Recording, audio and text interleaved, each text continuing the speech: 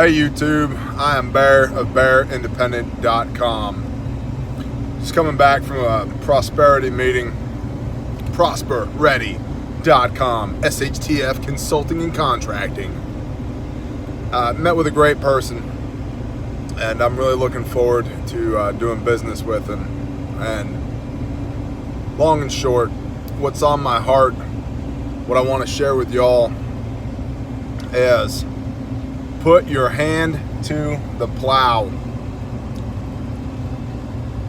Put your hand to the plow. Start growing food now. If you are already growing food, keep growing food now. More, better, faster, stronger.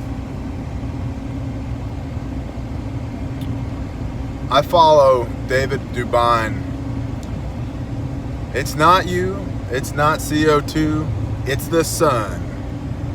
At Adapt 2030, Christian at the Ice Age Farmer, Diamond at the Oppenheimer Ranch Project. And the consensus is that we are now going into a period of time where global food production will not meet global demand within the next year, 2 years, maybe 3 years. That's called food scarcity, y'all.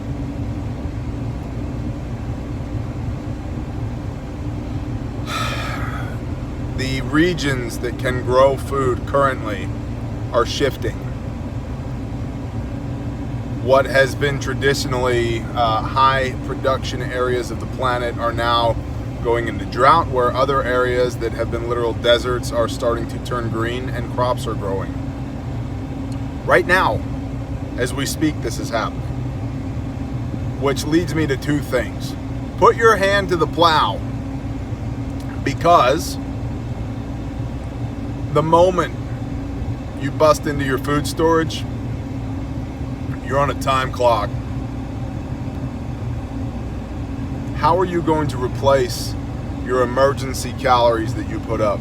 Because that's what your food storage is. It's emergency. It's cushion. It buys you time until you can produce food for yourself. Now, this is the United States of America. If you make $340,000 a year, you may be okay because you have purchasing power. If you make $34,000 a year, supplementing your grocery bill with a garden, believe me, is well worth it. I've done it. We cut our grocery bill by 40% in our backyard with meat chickens, meat rabbits, laying hens, row crops, 11 raised beds, berries and fruit trees, and a pecan tree in our backyard, mature pecan tree. I do not have the best words. I've been up since 4:30 a.m. today. We cut our grocery bill by 40% in our backyard. It can be done. Start producing food because you're gonna need it. And you're also going to learn by doing it much more than hoping that you'll figure it out when you need it. Also, as a brief anecdote, I'm finding while I'm learning to farm on my homestead in Oklahoma that all of the historical data is useless. It's all useless. When you have had a year of extremes, the lowest recorded temperatures in a dog's age, and the highest amount of rain ever, all of the historical data doesn't matter anymore, because things that should be happening aren't happening, and things that shouldn't be happening are happening. So referring to the historical data doesn't help, at least not right now, in situ, for my situation. So put your hand to the plow, because you need to replace the calories that you were going to eat from your emergency food stores. Right? Then what? If you have a year's worth of food, great, that's awesome. Rejoice over that. Then what? Because on year 366, you're screwed.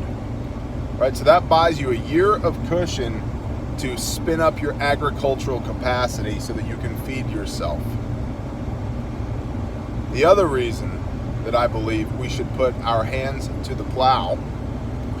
And I am going to investigate this deeply, but I would also advocate that every one of you do the same. And I have no qualms whatsoever saying this on camera for two reasons. Number one, I don't think 99% of you are going to do it. And number two, the 1% of you that are no threat to me. I want you to do this. Put your hand to the plow now so that you can develop your agriculture where you are, because food is going to go up in price. If you produce food, you are producing a vital commodity necessary for human beings to live. Your product will be in high demand. That is a hedge against a softening economy. You can still buy, sell, trade, barter with food. And if you can put your hand to the plow at scale, you could potentially come out of the next economic crisis in the United States of America to great effect.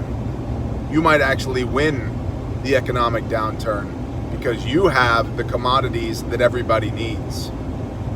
One of my favorite stories of the Great Depression is the guy who bought up all the radio and telegraph stations and telegram stations in the southeast United States with pigs.